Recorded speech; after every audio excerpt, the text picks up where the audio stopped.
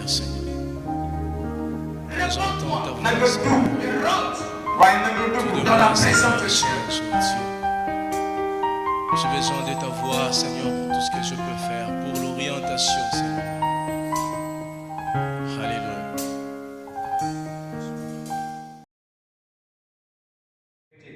Alors ce matin, nous avons la table du Seigneur.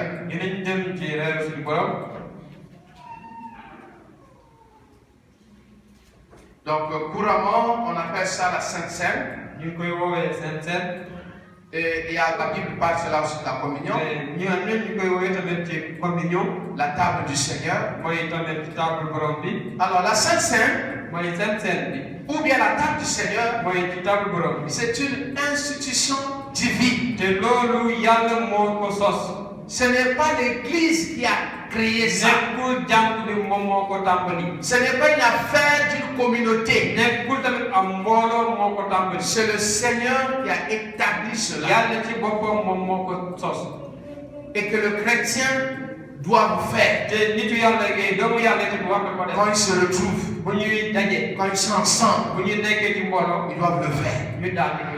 Donc il y a certaines assemblées, ils le font chaque dimanche. D'autres ils le font 2 dimanches par mois. Et d'autres ils le font une fois par mois. C'est bien de le faire. Mais c'est aussi important de comprendre cela. Alors, le repas du Seigneur constitue 2 éléments. Le premier élément, c'est le pain, qui symbolise le corps de Christ. Christ qui est mort pour nos péchés. Il s'est sacrifié pour tes péchés. Il a été torturé. Regardez le pain. Avant c'est les blés, on va écraser cela, on va faire la pâte, ça va rentrer au four, ça sort. Il y a tout un processus et que ça puisse être le pain. Et Christ aussi s'est livré, il a souffert pour toi et moi. Alléluia. Le deuxième élément, c'est le vin, qui symbolise le sang de Jésus. Donc Christ a donné son sang pour le pardon de nos péchés. Donc par son sang, nous avons été pardonnés. Par son sang, nous avons été justifiés. Avant, pour que tu puisses obtenir le pardon, tu dois mener un bout, tu dois mener un animal, que le sacrificateur va égorger, il va asperger ce sang pour que Dieu puisse avoir pitié de toi. Mais la Bible dit que le sang de Christ est plus que le sang des animaux. Et son sang crie plus que le sang d'Abel. Donc son sang a coulé pour expier nos péchés. Alléluia. Donc c'est pour cela que nous prenons le pain et nous buvons aussi, et notamment le vin. Donc Christ il est mort pour nous. Et nous sommes pardonnés. Et cette malédiction qu'on avait, toute cette malédiction ont été brisées par la croix. Alléluia. Nous sommes rentrés dans une nouvelle alliance en Jésus-Christ. Christ nous a fait rentrer dans une nouvelle alliance par la croix. Alléluia. Alors, qui peut prendre la Sainte Seine? Quelles sont les conditions qu'il faut pour prendre la Sainte Seine? Il y a 3 choses qu'il faut noter.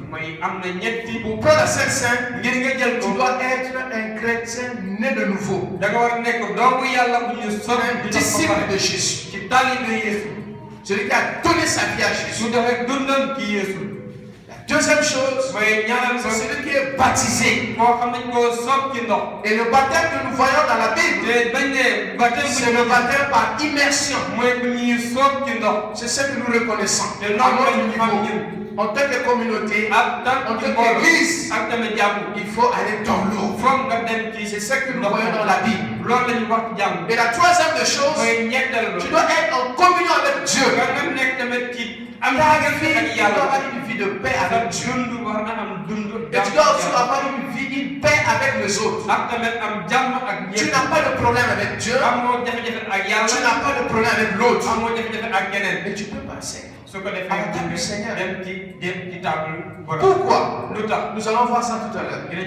Si on prend cela sans être en bonne condition, la Bible dit que certains sont malades. D'autres même sont morts parce qu'ils ont blasphémé, ils ont joué avec les choses de Dieu. Alléluia.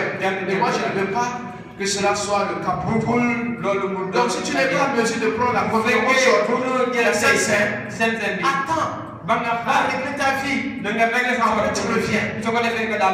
Alléluia. Mais si tu as mesure, prends cela avec foi.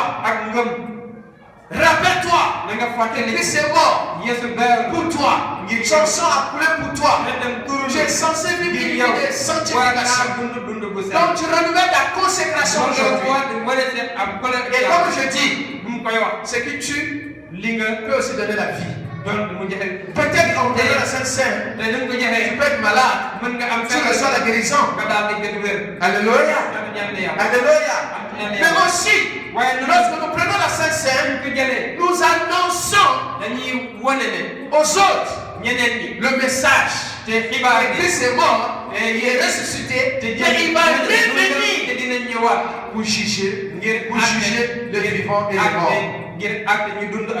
Donc si tu n'es pas prêt pour être enlevé dans ta vie à Jésus, ne prépare le retour de Jésus.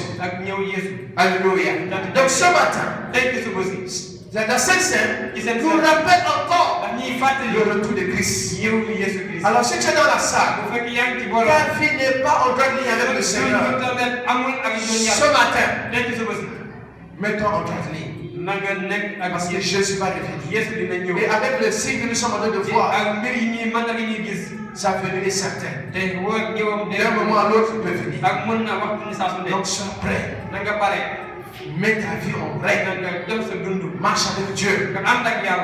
Et viens prendre la table. Viens à la table du Seigneur plutôt. Viens prendre le repas du Seigneur avec joie. Alléluia. On va lire 1 Corinthiens 11. Ça c'est l'apôtre Paul qui dit. Car j'ai reçu du Seigneur ce que je vous ai enseigné. C'est que le Seigneur Jésus, dans la nuit où il fut livré, prit du pain et après avoir rendu grâce, le rompit et dit, ceci est mon corps qui est rompu pour vous. Faites ceci en mémoire de moi. Demain, après avoir soupé, il prit la coupe et dit, cette coupe est la nouvelle alliance en mon sang. Faites ceci en mémoire de moi. Toutes les fois que vous en boirez. Car toutes les fois que vous mangez ce pain et que vous buvez cette coupe, vous annoncez la mort du Seigneur jusqu'à ce qu'il vienne. C'est pourquoi celui qui mangera le pain ou boira la coupe du Seigneur indignement sera coupable envers le corps et le sang du Seigneur. Que chacun se prouve soi-même et qu'ainsi il mange du pain et boit de la coupe. Car celui qui mange et boit sans discerner le corps du Seigneur mange et boit un jugement contre lui-même. C'est pour cela qu'il y a parmi vous beaucoup de filles et de malades. Et un grand nombre sont morts. Si nous nous jugeons nous-mêmes, nous ne serions pas jugés. Alléluia. C'est ce que je viens de dire. C'est que l'apôtre Paul vient d'enseigner. Nous devons prendre la Sainte Seine, mais on doit être à la condition de se repas. Ne prenons pas cela à la légère. Dieu ne veut pas te juger. Mais si toi-même, tu regardes ton cœur, tu dis que je ne suis pas, tu peux laisser. Va prier. Va te réconcilier avec les autres. Alléluia.